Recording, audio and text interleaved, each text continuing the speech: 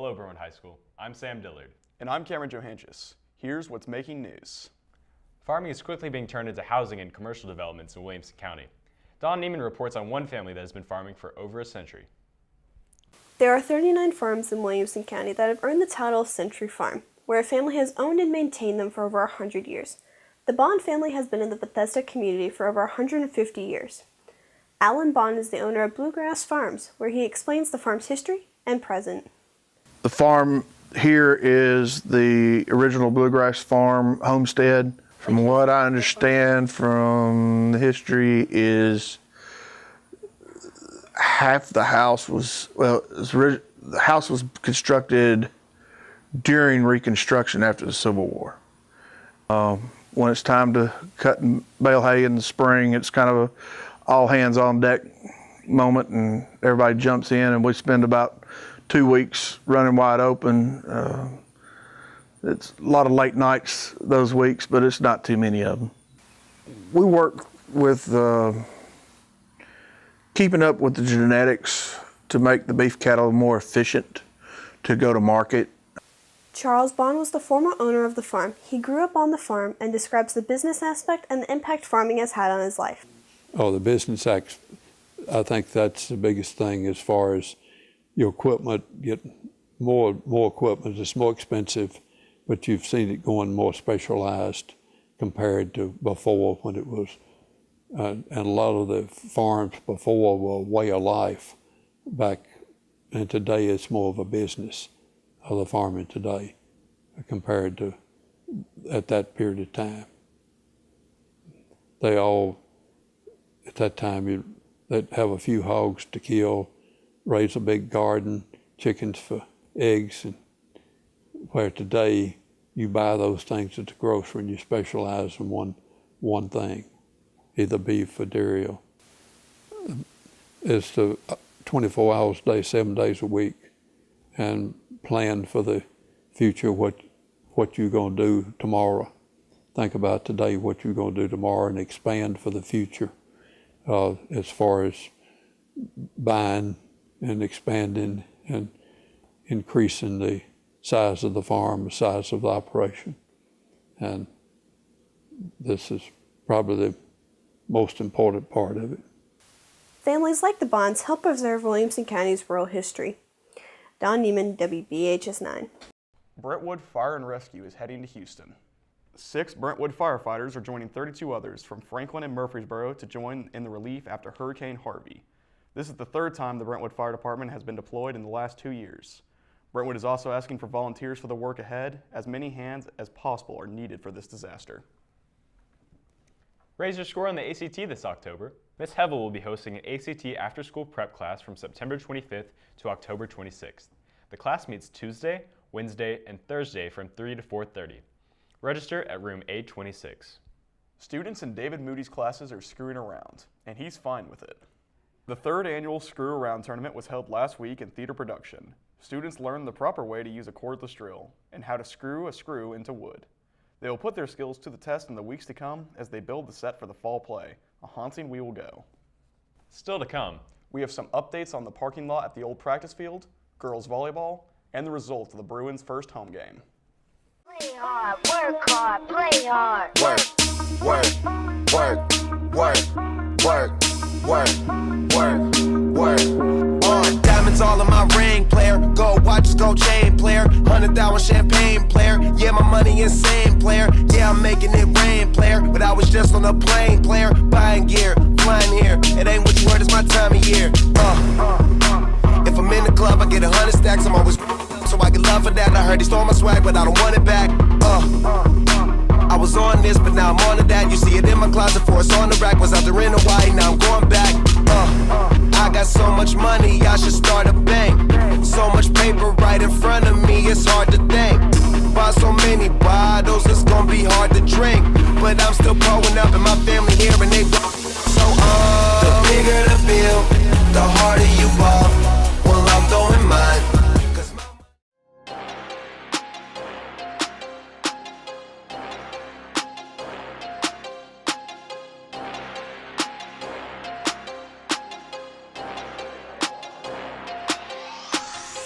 out in the hallway, looking like a boss, sporting those tank top straps, wanting to cross. Here in the gym, looking really fly, wearing your shorts down to your mid-thigh. Students in Wilco, we've got good taste, so we wear our trousers and skirts up at our waist. Has to be worn at your school location, as long as it's cool with your school administration. Any article of clothing that denotes gang signs cannot be worn inside of school at any time. If you come to school without appropriate shoes, in the game of the dress code, you'll totally lose. You can wear your leggings that you got from Kmart. Just have a top garment that covers private parts. Apparel that breaks down the rules of the BOE. Those are the types of clothes that we don't want to see.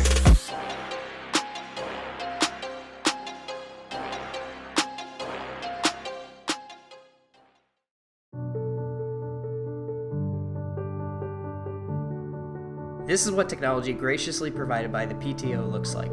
Just $100 can help one kid soar through high school with the best technology possible. Just $100 can give that kid the future she deserves. Help us reach our goal of $45,000 by donating to the PTO in the cafeteria tonight or by visiting our website, ptobhs.org, for more information. The Bruins played Dixon County last Friday in their first home game of the season. The Bruins completed their first shutout of the season, beating Dixon County 38-0. The Bruins struck early, blocking 3 punts with 3 touchdowns to match. The victory was sealed by halftime. Slow your roll, Brentwood High School. The new parking lot isn't finished yet. Channel 9's Gavin Robb has more. Brentwood High School is expanding its capacity. As a part of this plan, the old football practice field is being dug up. A new parking lot is being put in place of it. The new lot will include nearly 300 parking places and an access road through Granny White Park. This expansion is greatly needed due to overflowing parking lots towards the end of this past school year. This construction is a part of a 3-phase effort to expand Brentwood's capacity and update its campus. The football team now practices on the game field, which has been resurfaced and outfitted with artificial turf as a part of Phase 1 of the construction program. The construction of the parking lot and access road is Phase 2 of this construction program. Phase 3 is the longest portion of all. It includes the creation of a 3-story STEM building, the destruction and replacement of Brentwood Middle School by 2021, and the revamping of the entrance to the football stadium. The new parking lot is expected to be done by October 1st, but the access road will not be able to be used until January because the traffic light to Granny White Pike will not be done. Gavin Robb, WBHS 9. Sports Director Ryan Schumpert reports on the Lady Bruins volleyball team as they move towards their 5th consecutive championship. The Brentwood volleyball team started the year without Garrett Joyner, who was injured, and Logan Eggleston, who played for the United States under-18 team. Garrett injured her ACL in July. Only senior, ready to set records, most kills, as the only senior, ready to lead and make it be the best year ever. I was devastated, and so was the rest of the team. We've had some key players step up. Our middles have stepped up, Celia and Annalie, and we've had our defense need to step up, and some younger players like Morgan Carter and Shea Eggleston. They really have shown out and done awesome. This year we've kind of had to learn how to be a different team. Defense has had to step up their game. We've had to pass or receive really well. We've had to cover the ball.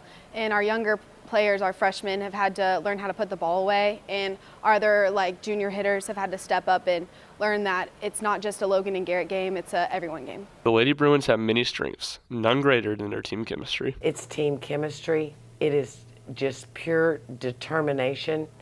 And I'd say Brentwood Lady Bruin pride. They're